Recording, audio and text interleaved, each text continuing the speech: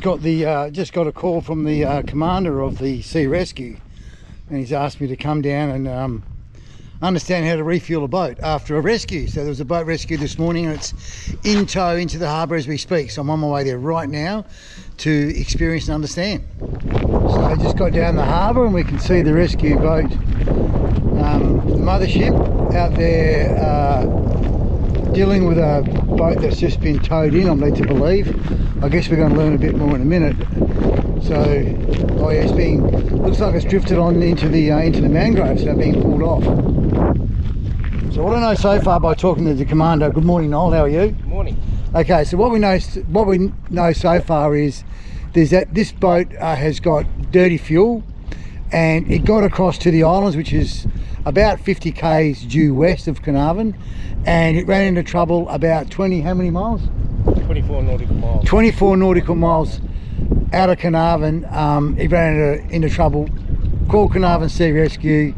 One of our skippers, Jeff, took the mothership out there, and it's now just being towed, albeit slowly, into the harbour, and we're sitting at the jetty here in the harbour where we'll actually untie the boat and leave them to their own devices. It's a local boat, that's as far as we know. Yeah, so Jeff the skipper's rafted up, he's bringing it in now. We have probably a 10 to 15 knot south-southwesterly. It's relatively protected. Once he gets around this prawning boat called Naturalist, things will be much easier, and he gets into the lay of the wind. It's a pretty big boat, pretty high, so that'll be catching every bit of wind.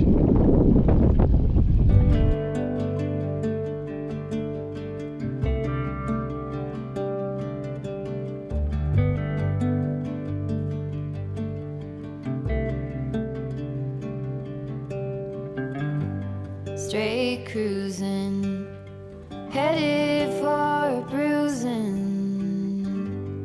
watching out for number one. You gotta slow down and look around you, son. Today is just today and not tomorrow. So I've just confirmed, yeah, they think they've got dirty fuel. They got an esky full of fish, which is a good thing. So now we've got to go and refuel the boat. So all the glory's completed by rescuing someone in need, by our skipper and our decky, and along the journey now you've got to refuel the boat for the next one. So this is why Noel's reached out to myself and asked me to come down. And we've got the truck all ready to refuel it. Well, this really is an interesting journey. So we actually refuel the boat by the fuel tank or the storage on the truck.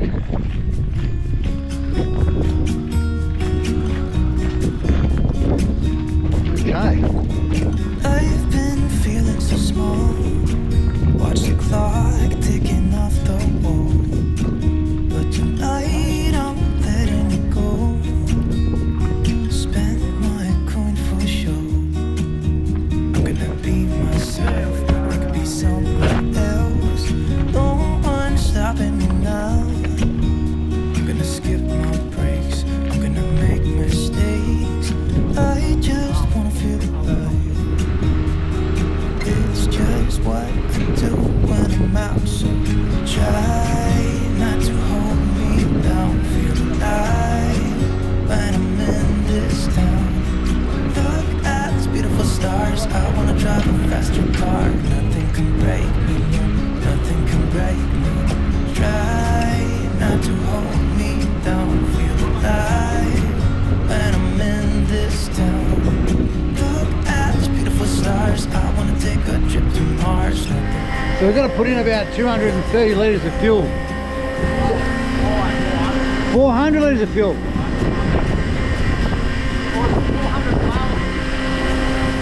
Yeah, so we're talking 220 litres, that sounds about right.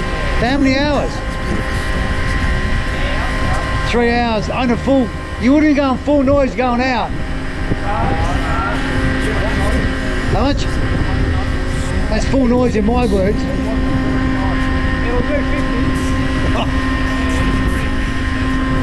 So once we finish fueling up, we'll actually ask the crew what actually happened today. But like I said, all well and good. These guys doing the right thing out there, rescuing people. And now the very basic stuff's got to be done, which is fueling the boat up in preparation for the next one. Because there'll be a next one. So Lady Daff is what I've been calling our mothership. Holds 700 litres. And on today's trip, it'll use 220. That's 3 hours, including going out and coming back. Jeff, the skipper, was saying he was sitting on about 20 odd knots going out to rescue the boat, and anywhere between 10 to 15 coming back because he would have had a breeze, but the revs would have been lower. So they'll use 220 litres in 3 hours. So Chris, what happened this morning? So what were you doing this morning when you got the call, Chris?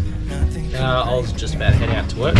Yeah? And what time was that? About 7:30. 7:30 a.m. Jeff rings you, or who rings you and said we're game on? Noel does. Noel rang you and said game on, meet Jeff down there. Yeah, he just basically said stand by. Stand by, right? Stand by, ready. We'll just find out what's going on and then whether we need to go or not.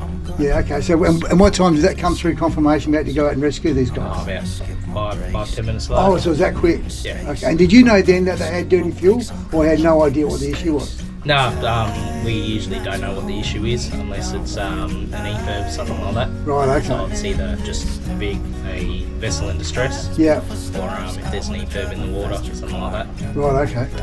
And Jeff, skipper, just very quickly, senior member, what you were saying that the conditions out there were pretty average. Yeah, it was quite sloppy, mate. Sloppy? Yeah, side wind on and quite a few white caps. We were getting tossed around a little, but nothing that this boat can't handle. And the skipper, of course. Well, I don't know about the skipper. Well, you know what, mate? You got very, very happy people sitting on the wharf, albeit you can see through there because the Carnarvon Sea Rescue were able to go out in less than an hour and a half to turn them around and get them back into shore. So,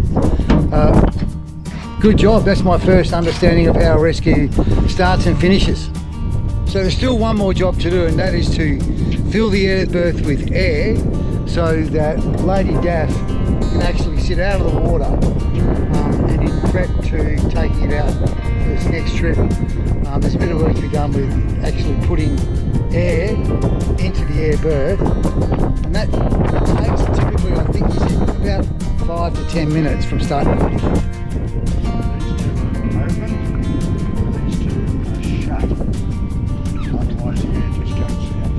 Makes sense.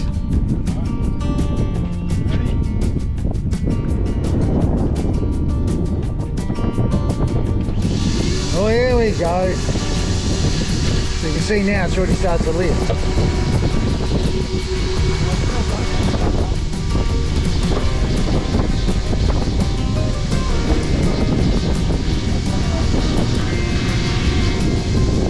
So that's pretty much it. And we do exactly in reverse when the boat's got to be taken out. So that'll take 5 to 10 minutes to fill up with air. And then it's all ready to be dispatched for its next rescue. So I learned a bit more about that rescue today. The first thing I learned is that the boat that was rescued did not log on. Second thing I learned is that the boat that was rescued is a local boat and is not a member of the Carnarvon Sea Rescue. Third thing I learned is that they actually put out a pan-pan. And I'll actually put in the descriptions what a pan-pan is when your boat's in distress or you're in distress. And the skipper was telling me, Jeff was telling me that maybe it should have been a mayday. Either way, the lady in our office was manning the phone or manning the radio, picked up the pan.